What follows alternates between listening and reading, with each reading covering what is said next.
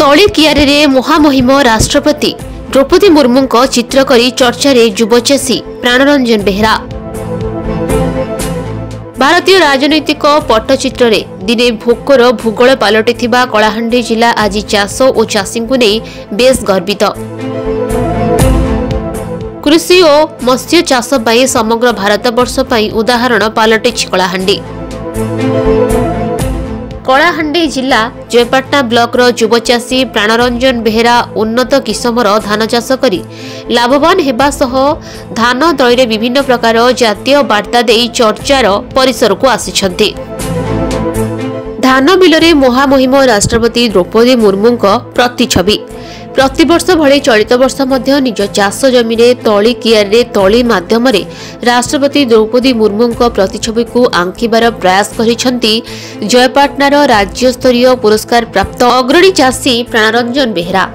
ओडिया भाषा संस्कृति ऐतिह्य परंपरा को उज्जीवित करने सह विभिन्न कार्यक्रम समग्र ओडिशा रे प्रतीयमान हेउथुवा बेले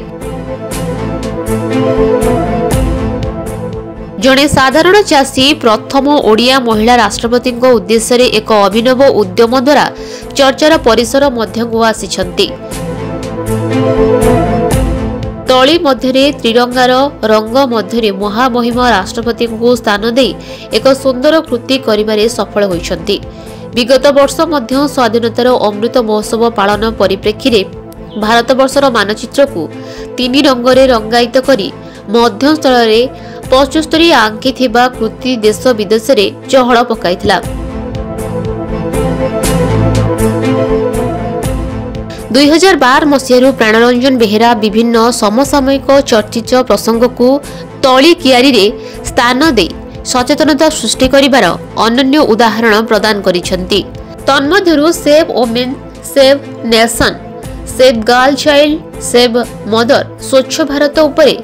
टुगेदर वी कैन शिक्षा उपरे, एजुकेशन फॉर ऑल, 370 धारा उच्छेद उपरे, one flag one nation one constitution इत्यादि विशेष आदृत होइथिला। प्रकृति बंधु पुरस्कार प्राप्त चाषी प्राणरंजन जैविक प्रणाली रे चाष करी स्वल्प खर्च रे रेकर्ड धान उत्पादन करी दृष्टांत पलटिथिबा सह निज फार्म हाउस रे अन्यान्य फसल मध्य करिबारे समर्थ होइछन्ति। एकाधारे जड़े सफल चाषी सुलेखक समाजसेवी भाव में विभिन्न जिला राज्य स्तरीय तथा राष्ट्रीय पुरस्कार पाइबारे सक्षम होई पारिछन्ति। जड़े साधारण ओडिया चाषी भाव में विश्वर बृहत्तम गणतांत्रिक राष्ट्रर मुख्य जड़े ओडिया महिला को सम्मान जणाई एही कृति करिथिबा श्री बेहरा प्रकाश करिछन्ति। मु जने ओडिया आज भारत भली एक विश्वर बृहत्तम गणतांत्रिक राष्ट्र मुख्य भाव में जन ओडिया महिला आसन अलंकृत करिसंती तांको उद्देश्य रे तांको सम्मान जणाई मु एही कृतिटी करि अछि। केते वर्ष आपण मु गत 2012 मसियारु क्रमागत भाव रे प्रति वर्ष तली कियारी रे तली माध्यम रे एभली कृति माध्यम रे विभिन्न समसामयिक चर्चित प्रसंग को लोकलोचन को आनिया पय चेष्टा करि अछि एवं ए वर्ष मध्य एही क्रम रे ओडियांगर स्वाभिमान पय मोर यह एक छोट प्रयास। हमर एटा जपाना अंचल रे हमर अग्रणी चाषी भाव रे निके श्री प्राणरंजन बेहरा आज्ञा निके तांकर धान कियारी रे आज माननीय राष्ट्रपति श्रीमती द्रौपदी मुर्मू गोटे चित्र आंकिछन जेनटा कि से लास्ट 10 इयर्स हेला ना ए तली माध्यम रे गोटे सचेतन वार्ता दउछन आउ एबे मध्य से सचेतन वार्ता ए तली माध्यम रे जणाउछन जे हमर जापानर चाषी माने नेकी बहुत उन्नत जेनटा कि हमर डिपार्टमेंट